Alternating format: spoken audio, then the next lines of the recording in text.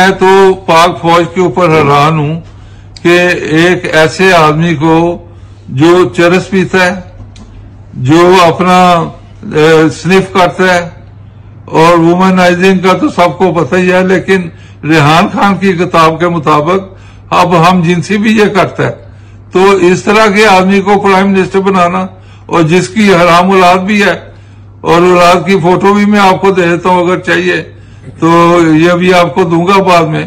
तो ये इस तरह का आदमी प्राइम मिनिस्टर, और जो मदीना की रियासत की बात करके और दिन रात झूठ बोल के रिवर्स मारता है। रिवर्स स्विंग तो मैंने इसको सिखाई थी, लेकिन ये रिवर्स मारना नहीं सिखाया। तो इसको शर्म करनी चाहिए कि एक बात करे तो फैसला करे। तो अच्छा, आप कह रहे हैं कि पाक फौज ने बनाया है, ये तो पब्लिक ने वोट दिए हैं इसको, तो फौज पे तो ये इल्जाम दुरुस्त नहीं है।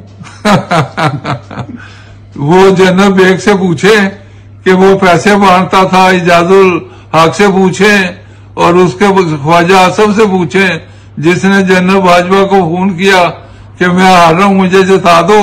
तो आप मुझे बताएं कि इसको किसने जिताया। सरदार साहब, आपकी किताब कब आ रही है जिसमें बड़े होशरुबा इंकशाफात हैं? बड़ी जबरदस्त चीजें निकलेंगी। मैं कहता हूं कि ऐसी ऐसी जिंदा कहानी निकलेंगी उसमें कि लोग परेशान होंगे। कब आ रही है?